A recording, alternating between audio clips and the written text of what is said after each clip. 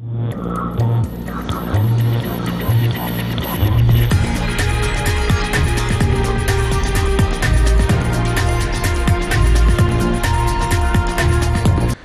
Land میں ناظرین آپ کو خوش آمدید کہتے ہیں۔ آج ہم بات کریں برما میں مسلمانوں پر ڈھائے جانے والے ظلم و ستم کے حوالے سے، اور اس پر اقوام متحدہ بھی خاموش ہے، مسلم دنیا بھی افسوس کہ اس پر خاموش ہے، اور میڈیا تو خیر اس پر بات ہی نہیں کر رہا۔ سوشل میڈیا یعنی فیس بک، ٹویٹر کے ذریعے کچھ تصاویر منظر عام پر آئی ہیں،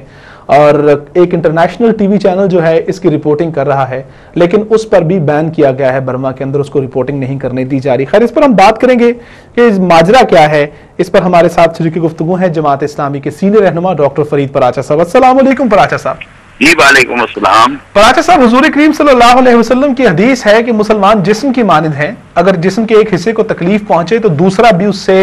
محفوظ نہیں رہتا، اور وہ اس تکلیف کو محسوس کرتا ہے۔ آج ہم دیکھتے ہیں کہ ایک خطے میں مسلمانوں پر ظلم و ستم ڈھایا جا رہا ہے، لیکن دوسرے خطے کے مسلمان کہتے ہیں چلو ہم پہ تو نہیں ڈھایا جا رہا۔ یہ کیا ماجرا ہے پراچا صاحب؟ دیکھیے، میں ایک تو آپ کا شکر گزار ہوں کہ آپ نے اس اہم اور حساس موضوع پر بات کی ہے۔ حقیقت یہ ہے کہ میڈیا کی بھی مجرمانہ خاموشی ہے کہ جو چھوٹی چھوٹے معاملات پر، فلم ایکٹریسوں کی سالگرہ پر، اور اسی طرح کے بعد بالکل انتہائی معمولی سے معاملات کے اوپر بریکنگ نیوز چلاتے ہیں اور بہت ٹاک شوز کرتے ہیں۔ برما کے اندر مسلمانوں کا قتل عام ہوا ہے اور اس پر کوئی آواز بلند نہیں ہوئی، اور اسی طرح کی یہ مجرمانہ غفلت جو ہے وہ ہے OIC کی اور جو اسلامی آرگنائزیشنز ہیں ان کی، اور اسی طرح سے مسلمان ممالک کی۔ حقیقت یہ ہے کہ برما کے لوگوں کو صرف اس جرم کے اندر مارا جا رہا ہے کہ وہ مسلمان ہیں، اور انہوں نے کوئی تخریب کاری نہیں کی، کوئی ریاست سے غداری نہیں کی۔ وہاں پر جو ہے وہ ایک پرامن شہریوں کے طور پہ رہ رہے ہیں، لیکن ان کو جو ہے وہ مارا جاتا ہے اور قتل عام کے انداز کے اندر ان کو قتل کیا جا رہا ہے۔ تو یہ ایک ایسی بات ہے کہ جس پہ جو نبی کریم صلی اللہ علیہ وسلم کی حدیث مبارکہ آپ نے بیان کی ہے اس کی صریحاً خلاف ورزی ہے، اور اس کا مطلب یہ ہے کہ جو عضو محسوس نہیں کر رہا دوسرے جسم کے اس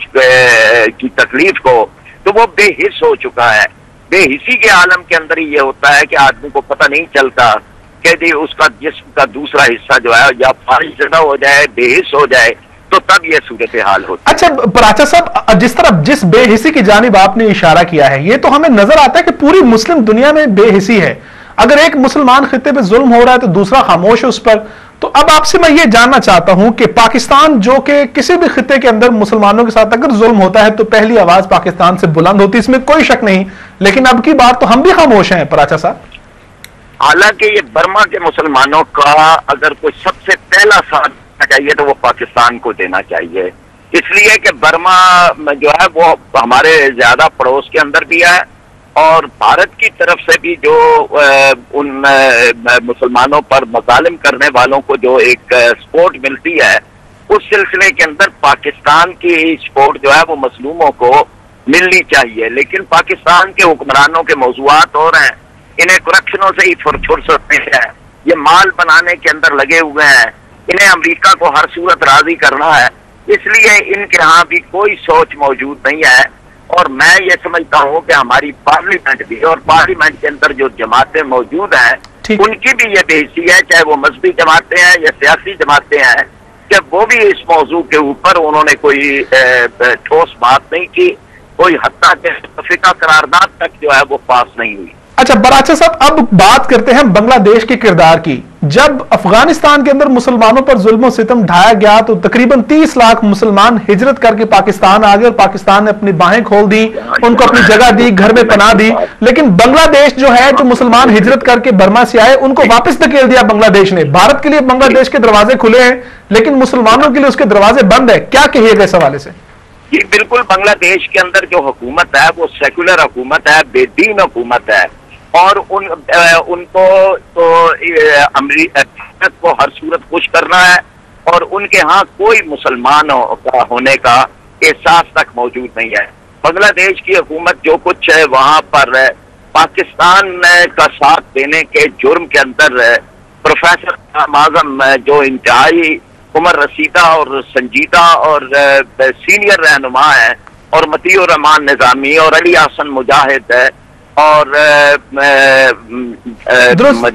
مولانا دلاور سعیدی وغیرہ، ان کے ساتھ جو ظلم کر رہے ہیں اس کے بعد ان سے کیا توقع ہو سکتی ہے کہ وہ تو اپنے ملک کے اپنے رہنماؤں کے اوپر اس انداز کا وحشیانہ مظالم کر رہے ہیں، تو ان کو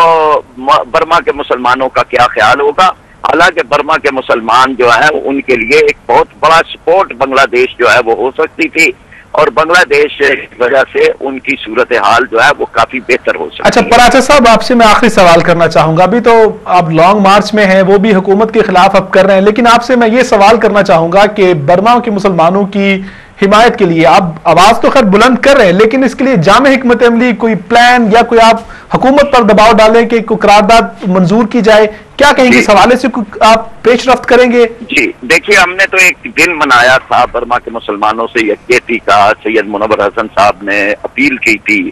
اور اس دن مظاہرے بھی ہوئے اور مساجد کے اندر بھی قراردادیں پاس کی گئیں۔ اب پھر ہم انشاءاللہ تعالی یعنی ان کو تنہا نہیں چھوڑیں گے،